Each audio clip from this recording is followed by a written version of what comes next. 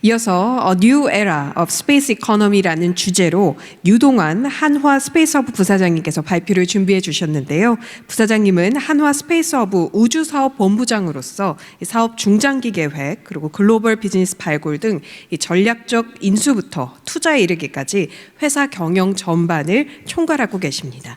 부사장님을 무대로 모시겠습니다. 여러분 큰 박수로 환영해 주시기 바랍니다. 네, 안녕하십니까. 한화 스페이스 소속의 유동환이라고 합니다. 반갑습니다. 네, New Era of Space Economy라고 제목이 있는데요. 지금 보니까 좀 너무 거창했던 것 같습니다. 네, 죄송합니다. 그래서 사실 제가 드릴 건 우주 산업의 글로벌 우주 산업의 전개 방향 그리고 현재 미래를 아주 간략히 짚어보려고 합니다. 네, 며칠 전 10월 10일이 컬럼버스 데이였습니다. 그래서 갑자기 불현듯 생각이 났는데 제가 어렸을 때는 콜럼버스가 항해를 떠난 게 지구가 둥글다는 걸 증명하기 위해서 떠났다. 이렇게 배웠습니다. 나중에 알고 봤더니 완전히 사실과 다른 거였죠. 콜럼버스가 항해를 떠나기 전에 1000년도 더 전에 사람들은 지구가 둥글다는 걸 알고 있었습니다. 물론 아직도 지구가 평평하다는 사람들이 있긴 하지만, 그래서 그때 에라토스테네스라는 분이 지구의 둘레를 계산했고 그게 1% 정도의 오차 정도였다고 합니다. 굉장히 정확하게 측정을 했었습니다. 근데 지금은 우리는 우주의 둘레를 측정을 했습니다. 비슷한 정밀도로 관측 가능한 우주의 둘레를 측정을 합니다. 비슷한 지식적인 진보로 1610년에 갈릴레오가 목성에 달이 있다는 것을 당시에 최첨단 망원경으로 관측을 하고 이게 이제 지동설의 결정적인 단서가 되기도 했습니다. 근데 지금은 제임스 웹 우주 망원경을 통해서 130억 년 전에 거의 최초의 별이라고 할 수 있는 것을 우리가 관측을 하고 사진을 찍었습니다. 이거 말고도 도대체 사람들이 어떻게 이걸 알 수 있을까? 예를 들면 블랙홀 사진을 직접 찍었다든지 중력파를 직접 측정을 했다든지 이런 상상도 못할 기술적인 지식적인 진보를 이루어왔습니다. 그래서 우주의 발전은 이런 호기심에서 계속 진보가 많이 일어났고, 그리고 인류가 있는 한 우리가 계속 호기심을 가진 동물이기 때문에 이런 호기심은 우주를 발전시키는 중요한 원동력으로 계속될 거라고 확신합니다. 그리고 또 하나의 중요한 원동력, 우주 산업을 발전시킨 중요한 원동력을 우리가 잊어서는 안 될 게 이제 예전에 미국과 소련의 우주 경쟁이 있었죠. 이제 소련이 원자력 무기를 개발하는데 미국에 뒤지고 나서 그 다음에 이제 미국을 어떻게 하면 이길 수 있을까로 잡은 탑픽이 우주였고, 미국보다 먼저 스푸트닉이라는 위성을 쏘아 올리고 사람을 우주로 먼저 보냅니다. 그래서 여기에 자극을 받아서 미국이 이제 달에 사람을 보내겠다, 이런 목표를 세우고 실제로 실현을 시키죠. 그러면서 이제 아폴로 프로그램을 론치를 했는데 거기에 그때 사용했던 돈이 지금 가치로 200조에서 300조에 달한다고 합니다. 그래서 근데 그때는 이제 이거를 이용해서 무슨 돈을 벌겠다, 투자 수익성 이런 걸 생각한 건 아니에요. 당연히 소련을 이기겠다, 그런 이념적인 목표가 주가 되긴 했었지만 결과적으로 그 투자 수익성이 5배에서 6배가 된다, 이런 분석도 있습니다. 전 우주 산업이 이제 이걸 통해서 이제 새로 만들어졌고 그거에 따른 기술들이 많이 발전이 됐기 때문에요. 그리고 더 중요할 수도 있는 거는 이 아폴로 프로그램 때문에 이제 수많은 어린 사람들이 과학에 관심을 갖고 우주 분야로 많이 들어갔다. 그래서 그분들이 계속 이제 우주 발전을 이뤘다. 그래서 이 미국, 소련과의 우주 경쟁, 이 우주 산업에서는 빼놓을 수가 없는 중요한 동력이라고 볼 수가 있겠습니다. 안 들어가죠.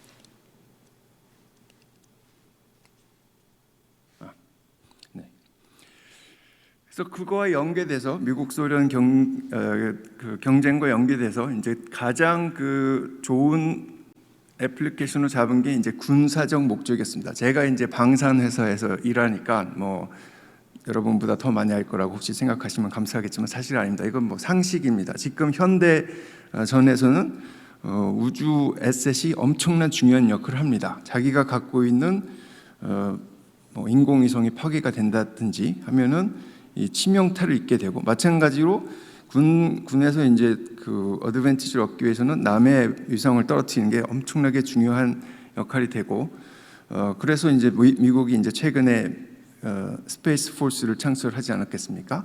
그래서 그 군사적인 활용 면에서는 뭐 거의 그 공군, 육군 못지않게 지금 중요한 역할을 하고 있습니다.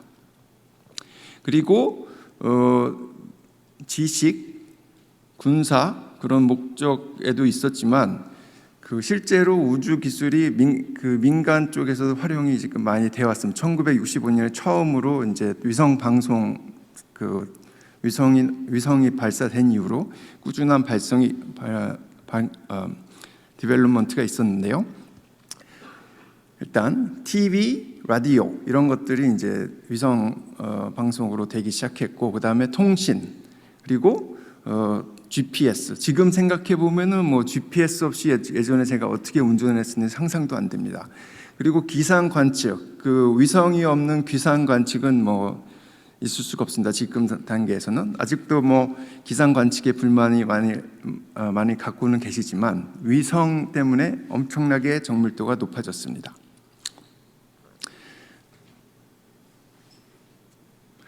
이렇게 그 지식, 과학 지식, 그리고 군, 민간 이런 쪽으로 우주 발전이 지속적으로 일어나고 있었고 많이 사용이 되고 있었는데, 최근 들어서 이제 뭐 스페이스 2.0, 뉴 스페이스 뭐 그러면서 스페이스 얘기가 많이 나오고 있어요. 왜 그런 일이 벌어졌냐 하면은 우리가 스페이스 X를 떠올릴 수밖에 없습니다. 스페이스 X는 어떻게 보면 뭐 제 입장에서 보면 약간 경쟁자라도 볼 수 있는데 뭐 많이 앞서가고 있긴 하지만, 근데 인정을 해줘야 됩니다. 이분들이 이제 재사용 발사체, 이 아이디어 자체는 뭐 수십 년 동안 있었는데 이거를 실제로 성공시킨 거는 이 회사가 처음이고요. 근데 물론 이 스페이스 X 혼자서 한 건 아닙니다. 아까도 말씀드렸지만 미국은 수십 년 동안 수백조, 뭐 그 아폴로부터 지금까지 시작하면 아마 1000조 정도 썼을 거라고 봅니다. 그런 것들이 이제 바탕이 되고 거기에 실리콘밸리 스타일의 경영 스타일이 접목이 되면서 이게 성공이 된 겁니다. 그러면 이게 어떤 의미가 있냐면, 이분들 때문에 예전에 저궤도 위성에 1kg을 올리는데 85,000달러가 들었다고 합니다. 거의 한 1억 정도 되는 거죠. 물 한 병 올리는데 뭐 1억 정도 됐다 볼 수 있는데요. 그게 지금 30분의 1 정도인 2,700불로 떨어졌습니다. 그리고 어떤 소스에 따르면 뭐 1,000불이라는 얘기도 있고 2,000불이라는 얘기도 있습니다. 이게 엄청나게 그 발사 비용이 떨어졌습니다. 이 발사 비용이 왜 중요하냐면, 지금 모든 우주 프로그램에서 발사 비용이 차지하는 게 작게는 50%에서 70%, 80%, 심지어 90%까지도 갑니다. 그래서 발사 비용을 줄이는 게 우주 산업에 있어서 굉장히 중요합니다. 그래서 이렇게 발사 비용이 줄어들었기 때문에 이제 갑자기 우주 산업이 이제 산업으로서 이제 말이 더 되기 시작하는 겁니다. 그리고 스페이스 X의 성공에 자극을 받아서 여러 가지 새로운 발사체의 혁신의 시도가 일어나고 있습니다. 뭐 예를 들어서 어떤 회사는 로켓 전체 거의 90%를 3D 프린팅을 이용해서 만들겠다. 그러면은 원가가 떨어지고, 그리고 그 제작 속도가 훨씬 빨라진다고 그럽니다. 뭐 3분의 1로 줄인다고도 하고, 뭐 4분의 1로 줄인다고도 하고요. 그 다음에 로켓 엔진에 원자력을 쓰겠다. 뭐 그런 회사도 있고, 그리고 그 추진체를 이용해서 로켓을 쏘는 게 아니고 그 엄청나게 큰 모터를 통해서 이렇게 돌려서 그 슬링샷 하듯이 띄어 올리겠다. 뭐 이런 아이디어도 있습니다. 그리고 발사체를 공중에서 회수하겠다. 발사체가 일단 이렇게 떨어지면 헬리콥터로 날아가서 그걸 중간에서 채우겠다. 그래서 다시 쓰겠다. 뭐 이런 얘기도 있습니다. 그래서 뭐 이 중에 뭐가 성공할지 모르겠지만 이런 종류의 이제 혁신적인 노력이 계속 되다 보면 발사 비용은 계속 떨어질 거라고 생각합니다. 그래서 이런 이제 발사 비용이 떨어지는 거에 최초에 가까운 가장 큰 애플리케이션으로 등장한 게 저궤도 군집 위성 통신입니다. 뭐 예를 들어서 영국의 원웹 한 600개 저궤도 위성을 올린다고 하고요. 스페이스X는 뭐 3,000개, 나중에 뭐 3만 개까지도 올린다고 그럽니다. 그리고 아마존의 카이퍼도 뭐 3,000개 이런 식으로 올린다고 그럽니다. 그러면은 아까 이제 그 위성 통신이나 방송에서 GEO라고 있었는데요. GEO는 이제 지오스테이셔너리라고 해서 정지 궤도 위성입니다. 그래서 지구랑 똑같은 각속도로 이렇게 돌아가면서 똑같은 지점을 계속 보는 거 그런 건데요. 그러면은 한 곳에 아주 먼 지역을 한꺼번에 커버할 수 있는 장점이 있습니다. 근데 이게 그 멀리 떨어져 있거든요. 한 36,000 고도 36,000km에 들어가 있습니다. 이게 어떤 의미가 있냐면 그 신호는 빛의 속도 소속 30만 킬로이기 때문에 36,000이면 한 번 왔다 가면은 0.24초 정도가 걸립니다. 그 신호가 왔다 갔다 하는 데만. 그러면 이제 일방 그 커뮤니케이션에서는 별 문제가 없습니다. 뭐 1초가 걸리든 3초가 걸리든 별 문제가 없는데 쌍방 커뮤니케이션 0.2초면 사람이 느낄 정도로 엄청나게 긴 시간입니다. 그래서 그게 이제 쌍방 커뮤니케이션은 안 되는 거죠. 근데 이제 저궤도 위성 같은 경우는 1000km 정도에 있어서 300분의 1초 정도입니다. 왔다 갔다 하면 300분의 2초. 그러면은 사람이 대체로 못 느끼는 수준이죠. 그래서 이제 쌍방향에 좋고, 그다음에 이제 그 낮은 발사 비용을 통해서 많은 위성들을 올리기 때문에 커패시티가 늘어납니다. 그러니까 속도가 훨씬 빨라지는 거죠. 그래서 지금 뭐 비행기를 타 보시면은 비행기 안에서 인터넷을 제공하는 회사들이 있긴 있는데 엄청 느려요. 엄청 느리고 뭐 잘해야 뭐 문자 메시지나 뭐 이메일 정도는 할 수 있지 뭐 TV 동영상을 본다든지 뭐 진짜 서치를 한다든지 안 됩니다. 근데 이제 이런 저궤도 군집 통신이 이제 자리를 잡게 되면 그런 게 거의 진짜 지상에서 하는 수준, 뭐 거기까지는 아닌데, 근데 사람이 느낄 때는 거의 비슷한 수준까지도 갈 수가 있습니다. 그래서 이 시장 규모가 지금 뭐 9조 정도, 현재 9조인데 2040년까지 400조까지 클 거다. 뭐 이렇게 예상이 되고 있습니다.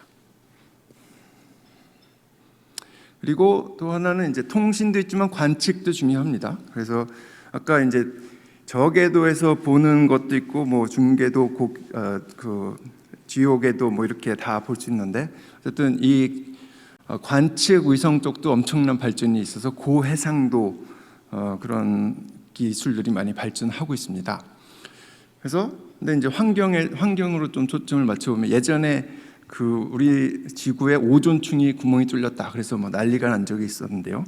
그것도 다 위성 사진이었거든요. 그래서 지금은 또 화두가 그래서 이제 그걸 통해서 사람들이 경각심을 갖고 전 이제 글로벌하게 협조를 해서 오존의 구멍을 막았어요. 그래서 이 시점에서는 이제 중요한 게 이제 클라이밋 체인지라든지 글로벌 워밍 이런 거 아니겠습니까? 아직도 안 믿는 사람들이 있어요. 이거 확실하게 보여줘야 됩니다. 그거를 보여주고 일단 어떻게 풀지는 나중 문제지만 일단 제대로 보여주고 어디에 문제가 있다는 거를 알려주는 거에 저희 그 관측 위성이 굉장히 중요한 역할을 할 겁니다. 지금도 하고 있지만. 그리고 이제 민간 우주 관광이 있습니다. 이게 예전에는 어떤 형태로든지 우주 관광이든 뭐 우주로 나가려면은 뭐 200억에서 300억, 뭐 많게는 400~500억씩 1인당 내야 됐어요. 근데 지금은 뭐 1인당 1억에서 2억 정도면은 갈 수 있습니다. 뭐 1억에서 2억 내고 뭐 우주 가시겠습니까? 한 뭐 얼마나 가실지 모르겠지만 확실한 거는 200~300억일 때보다는 많이 갈 거다는 겁니다. 그래서 이게 이제 사업적으로 말이 되고 있고 실제로 이제 수요 조사를 해보면 의외로 많이 가겠다는 반응이 많습니다.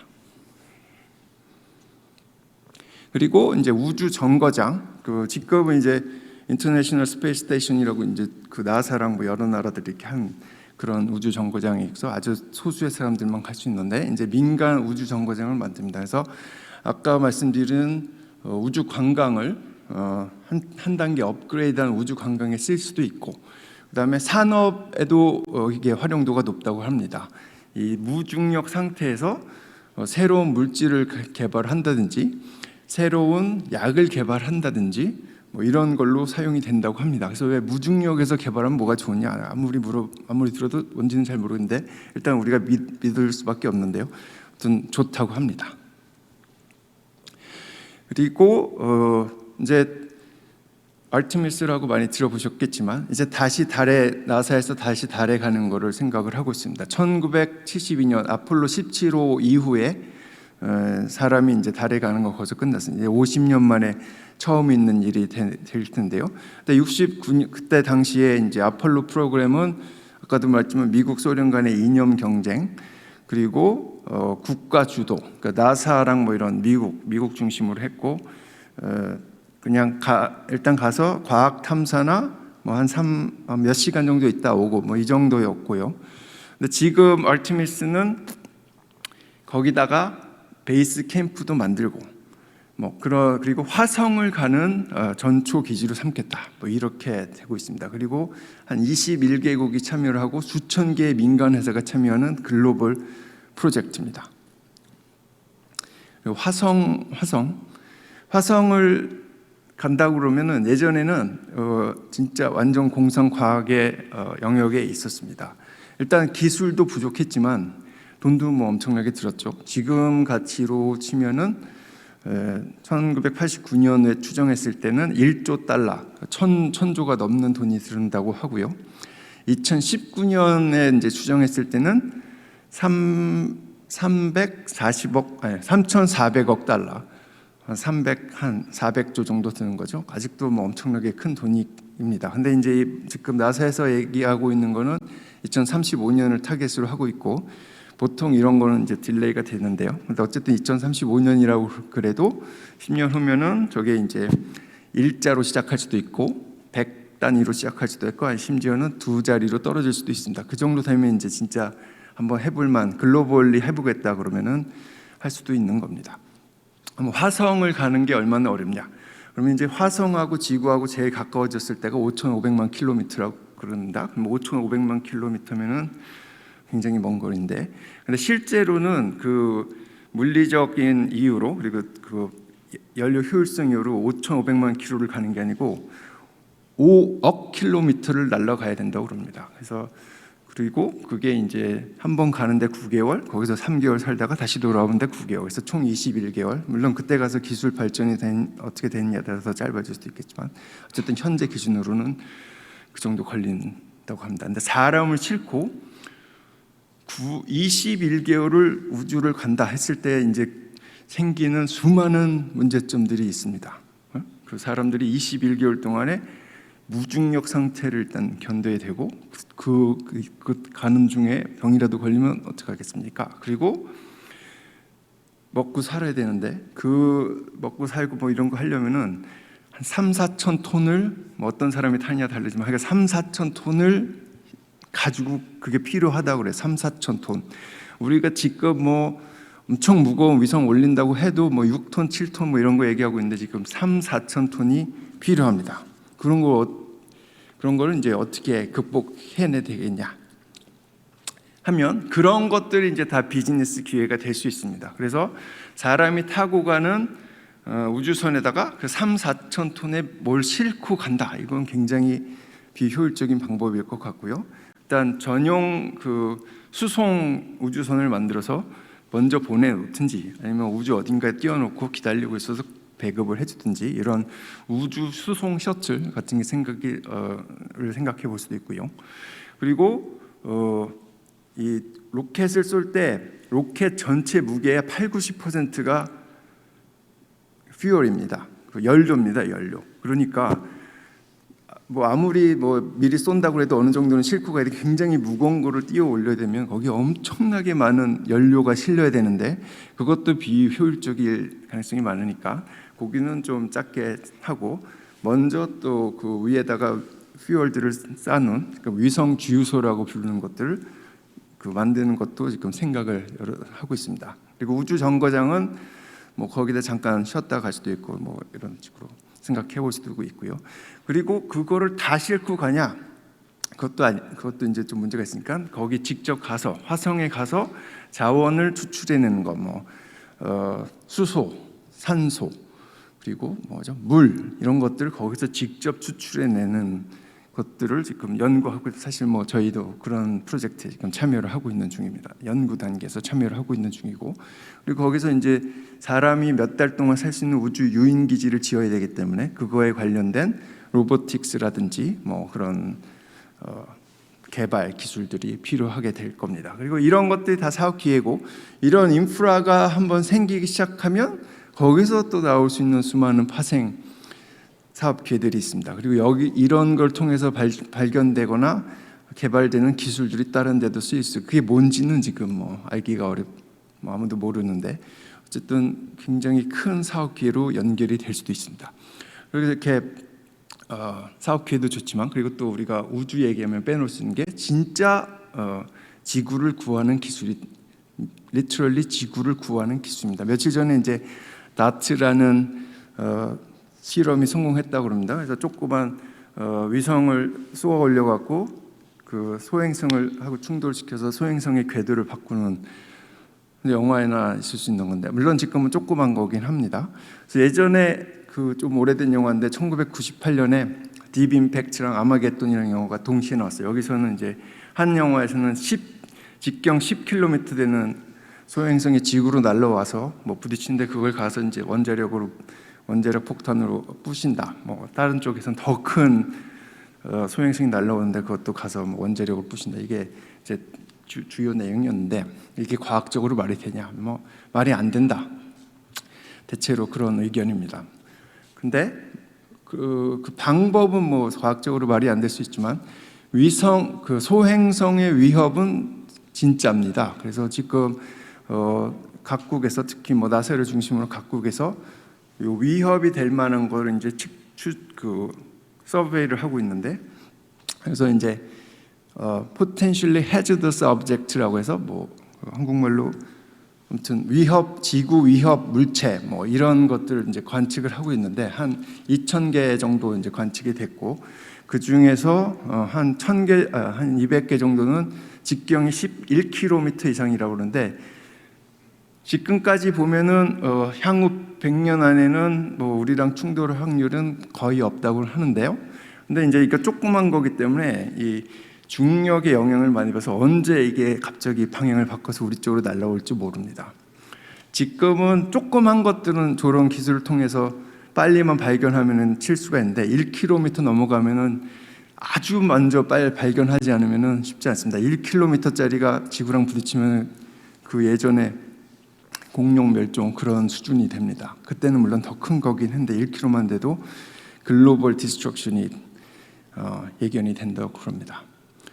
그래서 이게 지구를 구하는 기술입니다. 그래서 아직까지, 근데 이게 저게 완벽하지는 않습니다. 사실 조금 불안하게 만들려면. 그래서 왜냐하면 이게 조그만 거기 때문에 잘 안 보이고 빛이 안 나서 잘 안 보이는데요. 그래서 굉장히 노력을 많이 하고 있고, 지금 대부분은 찾아냈고, 지금 하여간 앞으로 100년에서 200년 동안은 대체로 걱정을 안 해도 된다, 이렇게 말을 하고 있습니다. 그러면 여태까지 말씀드린 거에 우리나라는 어디 있었냐? 없었습니다. 네, 없었어요.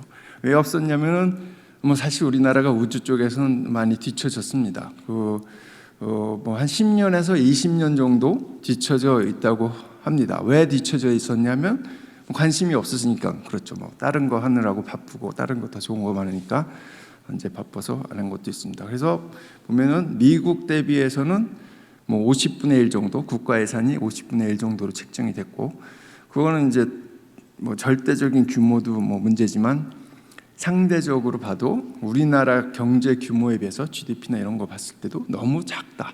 그리고 이제 10년에서 20년 뒤떨어지는 거를 따라잡는 입장에서 보면 더 작다, 더 많이 늘려야 된다, 이런 개인적인 생각입니다. 그런데 그럼에도 불구하고 누리호가 이제 발사에 성공을 했고, 그리고 다 누리호도 이제 그 원하는 궤도에 정착하기 위해서 지금 잘 가고 있는 중입니다. 그래서 이렇게 돼서 우리나라가 이제 우주 발사체 분야에서 세계에서 7번째, 그리고 달 탐사 쪽에서 세계에서 7번째, 공교롭게 둘 다 7번째인데요. 그래서 뭐 어쨌든 세계적인 수준에 이제 올라오는 기반은 만들어 놓고 있는 중이다라고 볼 수가 있습니다. 근데 이제 여기서 만족하면 안 되고 7등하고 뭐 1등하고 엄청난 차이가 있습니다. 그래서 지금 아까도 말씀드렸지만 지식, 안보, 그리고 경제 관점에서 우주를 우리가 그냥 뭐 이 정도에서 안주할 때가 아니기 때문에 더 많이 발전을 시켜야 되고, 그리고 발전을 시킬 만한 기본 여건이 좋습니다. 우리나라가 인적 자원도 좋고, 그리고 기반이 되는 산업들도 좋습니다. 전기, 전자, 통신, 뭐 조선, 기계, 뭐 자동차라든지 그리고 방산 이런 것들이 있기 때문에 이제 관심을 갖고 의욕만 있으면은 충분히 따라잡을 수 있을 거라고 생각을 해서 다음번 우주의 역사에서는 이제 더 많은 역할을 할 수 있을 거라고 확신합니다. 그래서 그런 거에 이제 기여를 하기 위해서 저희 한화도 열심히 하고 있고요. 앞으로도 열심히 하려고 합니다. 많은 응원 부탁드리겠습니다. 감사합니다.